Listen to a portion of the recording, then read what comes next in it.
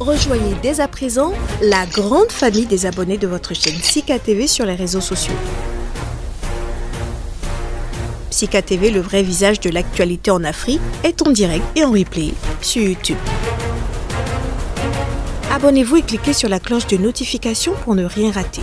Nous sommes également présents sur Facebook et sur Twitter.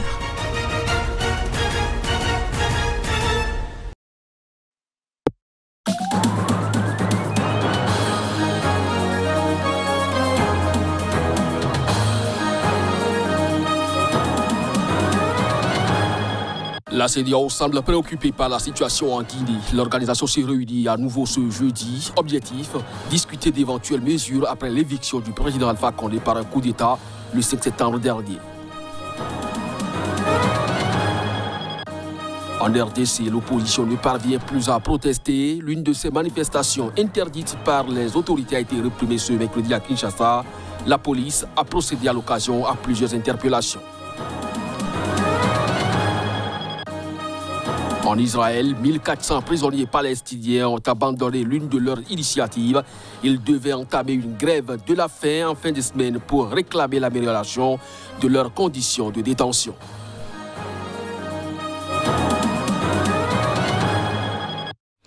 C'est là les principaux titres à développer au cours de cette édition. Bonjour à chacun, bonjour à tous et bienvenue. La CEDEAO semble préoccupée par la situation en Guinée. L'organisation se réunit de nouveau ce jeudi. Objectif, discuter d'éventuelles mesures après l'éviction du président Alpha Condé par un coup d'État militaire le 5 septembre dernier. Reportage. La CEDEAO avait déjà suspendu la Guinée la semaine dernière après le putsch qui a suspendu du pouvoir Alpha Condé âgé de 83 ans, qualifiant son éviction de violation manifeste de la charte régionale du bloc ouest africain.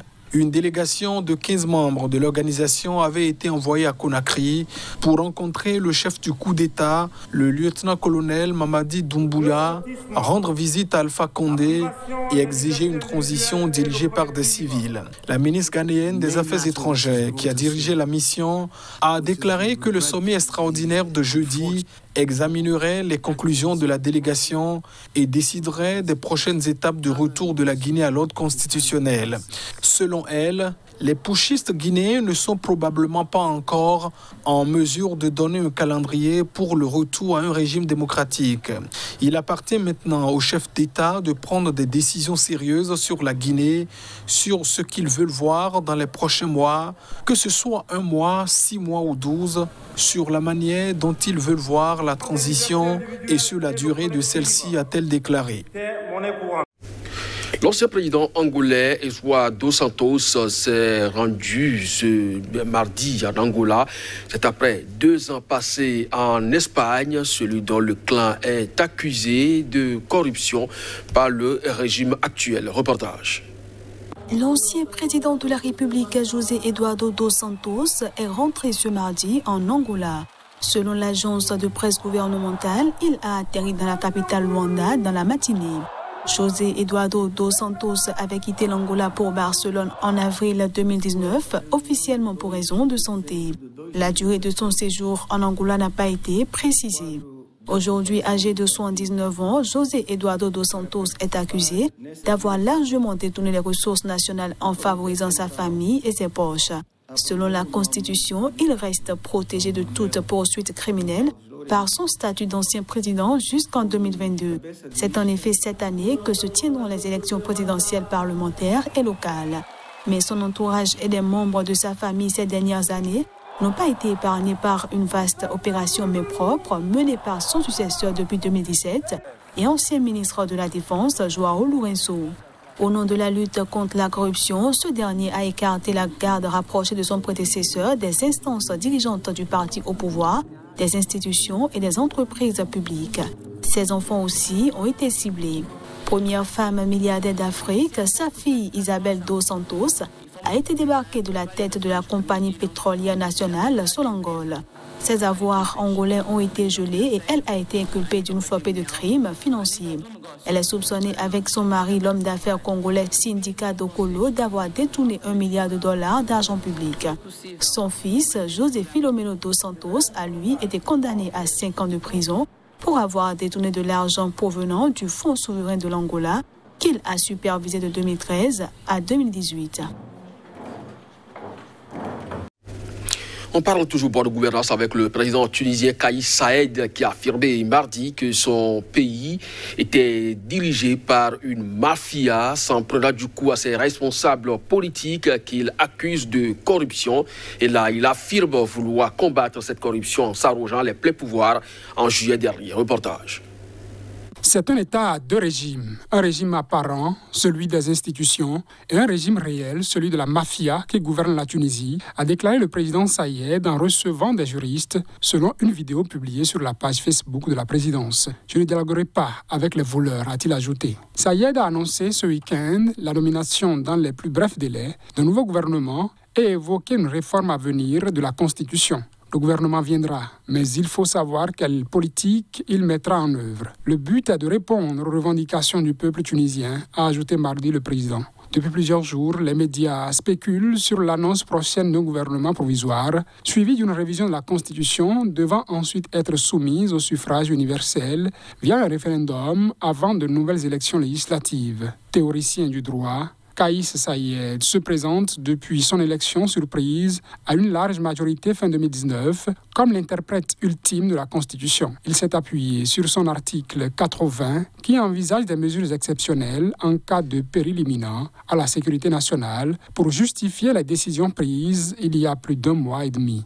Nombre de Tunisiens les ont accueillis avec enthousiasme car exaspérés par leur classe politique. Ils attendent des actes forts contre la corruption et l'impunité dans un pays en grave difficulté sociale et économique. Mais opposants, partis politiques, magistrats et avocats ont dit craindre une dérive autoritaire. Le parti d'inspiration islamiste Ennahda, principal rival de Saied et qui disposait du plus grand nombre de sièges dans le Parlement gelé, a exprimé son rejet catégorique de toute suspension de l'application de la Constitution ou changement du système politique, possiblement via un référendum.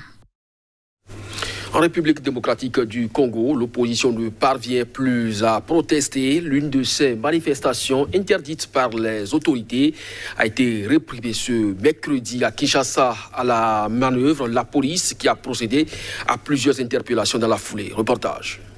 Sur le long de la route, un important dispositif policier était visible sur plusieurs kilomètres. Au moins 8 personnes ont été interpellées et d'autres malmenées par des policiers. Des policiers à bord de 2 jeeps ont rapidement dispersé une vingtaine de personnes qui tentaient de marcher dans un quartier de la commune populaire de Ndjili, situé à l'est. Les manifestants brandissaient une banderole exigeant la dépolitisation de la CENI, la Commission électorale nationale indépendante. L'appel à manifester avait été lancé par la plateforme politique La Mouka. L'ancien Premier ministre Adolphe Muzito, un des leaders de La Mouka, a accusé la soldatech de Tshisekedi d'avoir réprimé une marche pacifique. La manifestation avait été interdite pour ce mercredi par la mairie qui l'avait renvoyée à vendredi. Les manifestants ont été empêchés de se rassembler. C'est dommage de voir ça pour un pouvoir qui est pourtant animé par des gens qui avaient lutté pendant de nombreuses années pour un état de droit. La marche visait à dire non à la CENI politisée, au glissement et à la fraude électorale en 2023, a ajouté Muzito. Le Togo a prolongé mardi de 12 mois l'état d'urgence sanitaire suite à la recrudescence de nouveaux cas de coronavirus ces dernières semaines. Le gouvernement en avait demandé 6 mois, mais l'Assemblée nationale a accordé 12 mois pour permettre à l'exécutif de mieux mener la lutte. Reportage. L'Assemblée nationale du Togo a pris sa responsabilité en donnant une large période au gouvernement, soit 12 mois pour bien mener la lutte contre la Covid, a déclaré son président Yawa Djiboudi Tsegan. Décrété début avril 2020, l'état d'urgence sanitaire a été déjà prorogé plusieurs fois. Selon la première ministre, Victoire Tomenga-Dogbe, le contexte particulier qui dépasse le cadre de la gestion courante de l'État exige néanmoins de pouvoir disposer de l'ensemble des outils permettant de prendre des dispositions idoines, de réagir promptement et d'agir efficacement pour la protection de la population. Le Togo a recensé 23 778 cas de Covid-19, dont 207 décès et 18 746 patients guéris, selon les chiffres officiels publiés lundi soir. Le pays fait face ces dernières semaines à une augmentation de nouvelles contaminations et des décès, ce qui a poussé le gouvernement à prendre, jeudi dernier, une série de mesures, dont la fermeture des lieux de culte et l'interdiction des mariages, manifestations culturelles, sportives et politiques pour 1 mois. Les funérailles sont interdites et les bars et discothèques ont également fermé leurs portes pour la même période. Par ailleurs, l'accès aux bâtiments administratifs est désormais subordonné à la présentation d'une preuve de vaccination. En Israël, cette fois, 1400 prisonniers palestiniens abandonnent l'une de leurs initiatives. Ils devaient entamer une grève de la faim en fin de semaine pour réclamer l'amélioration de leurs conditions de détention. Mais le mouvement a été annulé aux dernières nouvelles selon un organisme de défense des détenus. Reportage. La grève qui devait être observée à partir de vendredi prochain par 1380 prisonniers avait pour ambition de protester contre la détérioration des conditions de détention depuis l'évasion la semaine dernière de 6 détenus, dont 4 ont depuis été capturés d'une prison de haute sécurité. Cette évasion avait provoqué un excès de tension dans les centres pénitentiaires israéliens où sont détenus plus de 4000 Palestiniens. Mercredi, le Club des prisonniers palestiniens, un organisme de défense des détenus, a indiqué que les prisonniers avaient décidé d'annuler la grève de faim collective après que leurs demandes ont été satisfaites. Celle-ci appelait notamment au rétablissement du droit de visite des proches et à la réception de certains objets ou l'accès à un téléphone public tel qu'autorisé avant l'évasion, d'après l'association palestinienne. Contactée, l'administration pénitentiaire israélienne a refusé de confirmer qu'elle avait répondu favorablement aux demandes des détenus. Des négociations entre l'administration et les représentants des prisonniers avaient débuté mardi soir après l'annonce par l'autorité palestinienne. Ce sera donc tout pour cette édition. Merci à vous de nous avoir suivis. Bonne suite de programme sur SICA. À très bientôt.